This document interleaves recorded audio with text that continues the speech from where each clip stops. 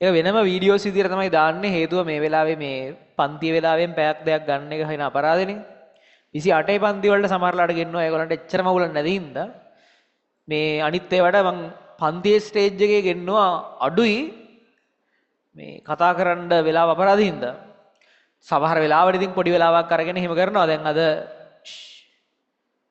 මම ප්ලෑන් කරලා තිබ්බේ ගම්පහ දිස්ත්‍රික්කයේ පළවෙනි 20 ඇතුළේ ළමයි ටික මෙතෙන්ට ගේන්න.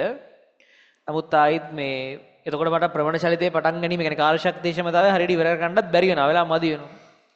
ඒක ඊළඟ සතියේට එහෙම ගෙනහිල්ලා ගම්පහ දිස්ත්‍රික්කයේ පළවෙනි 20 ඇතුළේ දැනට ළමයි 12 දෙනෙක් ප්‍රතිඵල කියලා තියෙනවා. හරි. ඊට පස්සේ දිස්ත්‍රික් පළවෙනි 20 ඇතුළත ඔන්ලයින් ළමයිනුත් එක්ක ගත්තාම කොළඹ ගම්පහ ඔන්ලයින් ගත්තාම දිස්ත්‍රික් පළවෙනි 20 ඇතුළත මේ වෙනකොට ළමයි 175ක් විතර ප්‍රතිඵල කියලා තියෙනවා. දිස්ත්‍රික් පළවෙනි 20 ඇතුළත. ඒ කියන්නේ දිස්ත්‍රික් 10 වෙනි ස්ථාන 9 වෙනි ස්ථාන ඒ විදියට. ඊට පස්සේ ඒ සාමාර්ථ සංඛ්‍යාව අපි දැනටම ලංකාවේ මුළු ඒ වලින් 4න් 1 පන්නලා තියෙනවා. දැනටම. ඒව ඔක්කොම නම පාසල සියලු විස්තරත් එක්ක හෑන්ඩ් බිලක් ගහනවා. හෑන්ඩ් බිලක් ගැහුවට හෑන්ඩ් බිල් ගැහුවන්නේ එච්චර එක රිලයබල් නෑ. බොරුවටත් හෑන්ඩ් බිල් ගන්න පුළුවන්. ඒ නිසා ඕඩින් සෙරමනි එකේදී ওই සියලු දෙනාම සහභාගී වෙනවා. ඒතර ඒ සාමාර්ථ ගන්න ලංකාවේ ඒ සාමාර්ථ ගණෙන් 4න් 1 කියන එක දැනටම ඇවිල්ලා තියෙනවා. හරි. ඒ හින්දා ඔයාලට තියෙන්නේ හරියට වැඩ ටික කරගෙන යන්න මේ වැඩපිළිවෙල හරියට ෆලෝ කරන්න. මොකද 2025 දී තමයි ওই වැඩපිළිවෙල පටන් ගත්තේ. තියරි පන්ති වලට ওই වැඩපිළිවෙල. 26 දී එක තව හොඳට වුණා. 27 දී තව හොඳට වුණා. ඒතර 27 තව හොඳට වෙනවා. වෙමින් තියෙන්නේ. ඒතර මේ වැඩේ හරියට කරොත් එහෙම ඇති දෙයක් නැහැ. හරියට පේපර් ක්ලාස් ටිකට එන්න සම්බන්ධ වෙලා සහභාගී වෙලා මොකද පේපර් ක්ලාස් එකකින් තමයි මොනවා කරත් ළමයාව හරියට පේපරයට ගැලපෙන ගන්නට හදන්නේ. හරි? පේපර් ක්ලාස් එක වැදගත්කම කියලා නිම කරන්න බෑ. ඒ නිසා අපි පේපර් ක්ලාස් එකට ලොකු එෆර්ට් එකක් දාලා තියෙනවා. ඊට පස්සේ හරියට පේපර්ස් ටික ලියන්න ඊට අමතරව පන්තියේදී දෙන ඔය විවරණ පොත් ටික හරි ඔය තියෙන from last week papers ටික ඒවා මේ ටික හරියට කරන්න. පුළුවන් තරම් මේ ටිකේ වැඩ කරන්න.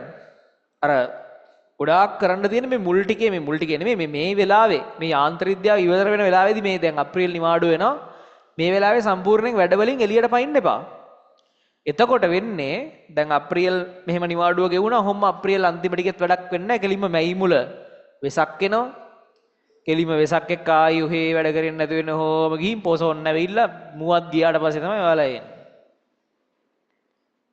පිළිවෙලකට ඊට පස්සේ මිස් වෙන ටිකේදී කෙලින්ම හොඳම පාඩම් ටික භ්‍රමණ චලිතය ද්‍රව ස්ථිතිය හොඳම පාඩම් ටික ආයි පස්සේ රෙකෝඩින් බලලත් ගොඩ දාගන්න බැරි පාඩම්. ඒ හින්දා මේ ටිකේ හොඳට වැඩ කරන්න. කියන දේවල් ටික හරියට කරන්න. දැන් අවුරුදු 7 දී උනත් අපි චුට්ටක් වැඩිපුර වැඩ කරන්න ඕනේ. ඒකට මම ක්ලාසස් 3ටම අවුරුදු 7 වෙනම ප්ලෑන් එකක් හදලා තියෙනවා. අවුරුදු 7 ඔයාලා කරන්න ඕනේ වැඩ. ඒ ටික අනිවාර්යෙන් කරන්න. එතකොට ඉන්න තත්ත්වෙන් තව ගොඩක් උඩට එන්න පුළුවන්. දැන් රෑන්කින් වල ඉන්න ළමයි টොප් ලිස්ට් එකේ ඉන්න ළමයින්ට තව ලකුණු වැඩි කර ගන්න පුළුවන්. টොප් ලිස්ට් එකේ නැති ළමයින්ට টොප් ලිස්ට් එකට එන්න මහන්සි වෙන්න පුළුවන්. වැඩ කරන්න. පුළුවන් තරම් টොප් ලිස්ට් එකට එන්න බලන්න. හරි? දැන් අද උදේ අර මේ ඊටාම හම්බෙන් අද උදේ තිබිච්ච ක්ලාස් එකට අපේ අවුරුදු 3-4ක පරණ ළමයි ටිකක් ආවා. එක එක වැඩවලට කියන්නේ. ඒගොල්ලෝ කතා කරගෙන ඇවිල්ලා නෙමෙයි. ඒගොල්ලෝ නිකන් රැන්ඩම්ලි ඇවිල්ලා වෙන වෙන වැඩවලට. සාමාන්‍යයෙන් ආපුවම මෙහෙට ඇවිල්ලා යනවා පරණ ළමයි නිකන් අපේ ඉන්ස්ට්‍රක්ටින් එකේ හිටපු ළමයි ඉන්නවා නම් අපිත් එක්ක ගොඩක් ෆිට හින්දා මේ ඇවිල්ලා යනවා. නිකමඩ අපි බැලුවා සමහර ළමයින්ගේ දැන් එක ළමයෙක් ඉන්නවා ඒ ළමයාට රිසල්ට් එක ඩබල් AC. හරිද? දැන් මෙඩිකල් ෆැකල්ටි 3rd day ඉන්නේ.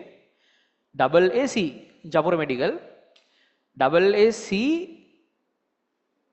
3rd day ඉන්නේ.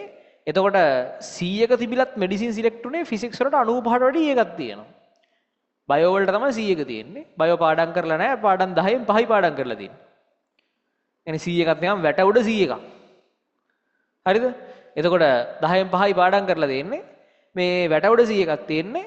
හැබැයි ෆිසික්ස් වලට 95ට වැඩි එකක් තියෙනවා. 95ට වැඩි එකක් ෆිසික්ස් වලට MCQ 48ක් තිබිලා තියෙනවා. එතකොට 95ට වැඩි එකක් තියෙනගෙන ඉසෙඩ් එක හොඳයි. ෆිසික්ස් හැදුනොත් ඉසෙඩ් ගොඩ. ඉසෙඩ් එක ගොඩ ගියොත් රෑන්ක් එක ඔක්කොම ගොඩ. ඒ නිසා වැදගත්ම දේ ඉසෙඩ් එක. ඒ නිසා ෆිසික්ස් වලට වැඩිපුර මහන්සි වෙන්න. මේ සබ්ජෙක්ට් එකේ තියෙන දේ තමයි පුළුවන් තරම් වැඩිපුර ඒ කියන දේවල් ටික නැවත නැවත හොඳට බලන එකකින් වැඩිපුර ගණන් හදන එකකින් වැඩිපුර බලන එකකින් තව පුළුවන් වෙනවා. එකම ඒ කන්ටෙන්ට් එක පැයක් බලන ළමයාට වඩා පැය 2ක් 3ක් කරන් බලන ළමයාට තව ඒ කියන්නේ ඒ සම්බන්ධ වැඩ කරන ළමයාට තව ලකුණු වැඩි. පැය 4ක් 5ක් බලන ළමයාට තව ලකුණු වැඩි.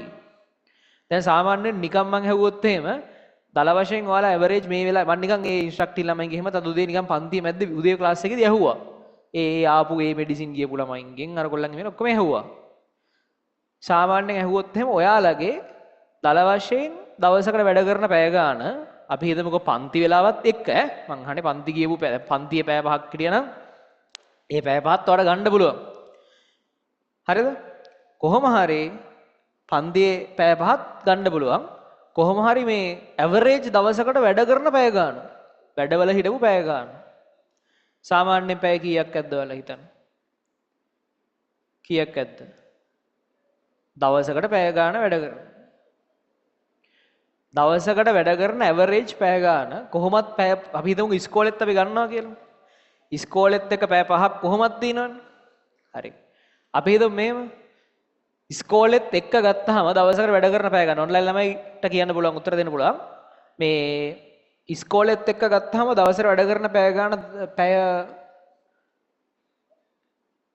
8ක්ට වඩා වැඩි ළමයි නිකමට අදුස්සන්න බෑ ඇවරේජ් පාසලේ පැය 5 ගත්තාම තව පැය 3ක් අනිවාර්යෙන් දවසකට තනියෙන් වැඩ කරන අඩුම ගන්න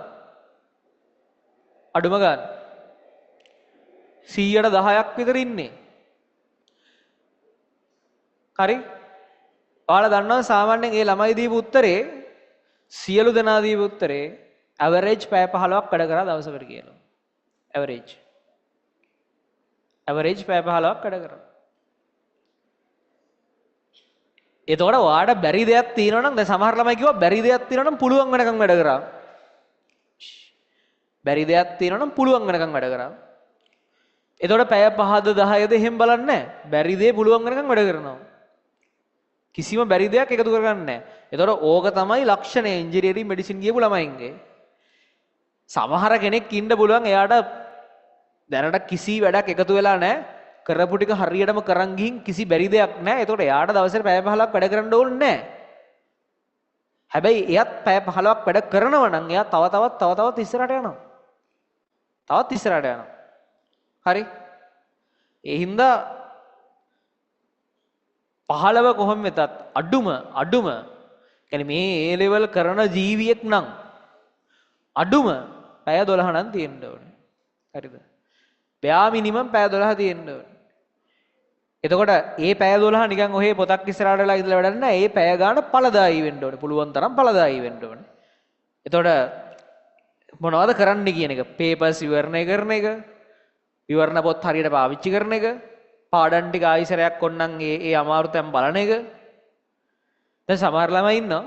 එයාලට දැනට කරලා තියෙන වැඩ ටික ඉතාලම හොඳට පුළුවන්. දැන් කිසි ප්‍රශ්නයක් නැහැ. පේපර් ක්ලාස් එකේ ලකුණු 80ක් 85ක් 90ක් තියෙනවා.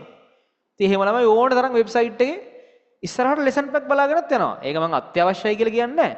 නමුත් ඉතින් එහෙම කරන ළමයි ඉන්නවා. ඉතින් එයාලට කරන්න තියෙන හොඳම දේ ඒක තමයි. දැනට ලකුණු ඉතාලම හොඳයි නම් සියලු දේ සතුටුදායකයි නම් ඔයාලට පුළුවන් ඉස්සරහට ඔය දෝලන හතරංග අරවා මේවා ලෙසන් පැක් ටික බලාගෙන යන්න. පන්ති ඒවා කරනවා.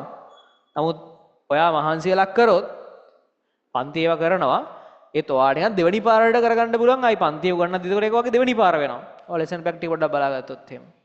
එහෙම කරලා ළමයිනුත් ඉන්නවා දැනට සියල්ල පුළුවන් ඉස්සරහට කරගෙන යනවා වැඩ ටික. එහෙම ළමයි ඉන්නවා. හරි. වැඩ කරන්න පුළුවන් තරම් මහන්සි වෙන්න. එතකොට මේ දැන් ඔන්ලයින් ළමයිගේ උත්තර මම ගත්තොත් එහෙම ඉස්කෝලේ යන එක ඇරුණාම සාමාන්‍යයෙන් ඇවරේජ් 10ක් විතර වැඩ කරනවා කියලා සමහර ළමයි කියනවා. ඉස්කෝලේ යන එක ඇරුණාම ඒක හරිනේ. يعني ඉස්කෝලේ ඇරුණාම අනිත් මුළු වෙලාවම වගේ ආ වැඩ කරන එක කරන්නේ. ඉතින් ඒක තමයි වෙන්න ඕනේ. ඉතින් දැන් ඔයා ඇවිල්ලා වෙන ගොඩක් දේවල් කරන මිනිස්සු නෙමෙයිනේ. දැන් ඔන්න ඔයා අවුරුදු 35ක 40ක මිනිස්සෙන් නම් ඔයාගේ ජීවිතේ වාගේ සුන්දර කාලේ ගෙවනවා නම් කමන්නේ නැහැ. ඔයා ඒ ලෙවල් කරන මිනිස්සු එන්නේ. ඒතරා ඒ ලෙවල් කරන මිනිස්සෙන් නම් ඔයාගේ ටාගට් එක තියෙනවනේ ඒ ලෙවල් කරන එකනේ. ඔයා ඒ ලෙවල් කරන්න ඇවිල්ලා ඒ ලෙවල් කරන්න දෝ වෙනවනේ බයිලා ගහගෙන ඉඳලා හරියන්නේ නැහනේ. ඒ නිසා ඒ ලෙවල් කරන මිනිස්සෙක් නම් දැන් සමහර ළමයි ඉන්නවා මේ මෙහෙම හිතා ගන්නවා. අරුණ නම් මේ මුළු දවසම වැඩ කරලා තමයි මේ ලකුණු ගාන ගන්නේ. මං දවසකට පැයක්වත් වැඩ නොකර මේ ගන්න ගාන හොඳටම ඇති කියලා. එහෙම ඇති නෑ. මදි. හරිද? ඇයි ඉතින් ඒ ලෙවල් වල රිසල්ට් ෂීට් එකේ නෑ. පැය මෙච්චර කරන මෙච්චරයි රිසල්ට් එක කියලා. එහෙම ඉන්නේ නෑ. ඔයා දැන් සමහර ළමයා ඇවිල්ලා කියනවා ළමයි නෙමෙයි අම්මලා ඇවිල්ලා කියනවා මේ ළමයා හරි දක්ෂයි. මේ ළමයා වැඩ කරන්නේ නැති එක තමයි වැඩේ. වැඩ කරා නම් හොඳට ලකුණු තියනවා කියලා. ඉතින් මං නම් කියන්නේ දක්ෂ නෑ. දක්ෂයි නම් වැඩ කරනවානේ. කියනවා ඒ මනුස්සයාගේ දක්ෂතාවයේ අංක එක තමයි ඩිසිප්ලින් එක. බයිලා ගහලා වැඩක් නැහැ මේ වැඩ කරන්නේ නැතුව ලකුණු නැහැ කියලා. වැඩ කරන මට්ටමට සාපේක්ෂව ලකුණු හොඳයි කියලා ගන්නෑ. ලකුණු නම් ලකුණු. අනිත් ටික බයිලා. වැඩ කරන මට්ටමට සාපේක්ෂව ලකුණු කියලා ගින් ඒ ලෙවල් කැම්පස් යවන්නේ නැහැ. ඒ නිසා ලකුණු නම් ලකුණු. ඔයා වැඩ කරන්නේ නැත්නම් ඒක වගේ වැරද්දක්. මොකද ඔයාට වෙන ජොබ් එකක් කරන්න නැහැ මේ වෙලාවේ. ගෙදරට කණ්ඩ බොණ්ඩ දෙන්න එහෙම නැහැනේ. මේ වෙලාව ඔයාගේ ජීවිතේ ෆෝකස් එක තියෙන්න ඕනේ ඒ ලෙවල් කොට දාගන්න එකට. ඒ ලෙවල් කොට දාගන්න එකට ෆෝකස් එක තියෙන මිනිස්සෙක් විදියට ඔයා දවසකට පැය 10ක්වත් ඒකට දෙන්නේ නැත්නම් ඒ කියන්නේ ඔයාගේ ප්‍රධාන දේ ඒ ලෙවල් නෙමෙයි. දැන් ඔයාගේ අම්මයි තාත්තා රස්සාව කරනවා නම් ඒ මිනිස්සු රස්සාවට වැය කරනවානේ දවසට පැය 10ක් විතර. අඩුම ගන්න. වැඩ කරනවා පැය 8ක් විතර යන්න එන්න අරව මේවත් එක පැය 10 ප්ලස් පයින්නවා. ඒගොල්ලන්ට කරන්න පුළුවන් නම් ඔයාගේ ජීවිතේ ඔයාගේ මේන් දේ පාඩම් කරන එක නම් ඔයාලට පැය 10ක් පාඩම් කරන්න බැරි වෙලා වැඩක් නැහැ. හරි? ඒ නිසා වැඩ කරන්න ගන්න නිකන් ඉඳලා කිසි දෙයක් වෙන්නේ නැහැ. ෆිසික්ස් ටික ඉක්මනට හදන්න ඕනේ හොඳ ඉසෙට් එකකට එන්න නම්. මේවට පොඩි වෙලාවක් දීපු ගමන් ඇති දෙයක් නැහැ. හරි සරල විෂයන්. ටික වෙලාව තමයි දෙන්න ඕනේ. ටික වැඩිපුරම හාන්සි වෙන්න ඕනේ. එච්චරයි. වැඩිපුර මේ පොත් විවරණ පොත් ටික කියවන්න ඕනේ. ටියුට් ටික කොට බලන්න ඕනේ. කලින් දේවල් මතක් කරගන්න ඕනේ. එච්චරයි. හරි. දැන් අහන්න කාර්ය ශක්තිය ක්ෂමතාවයේ පාඩමේ අන්තිමට ගෙනෙනවා. දැන් අපි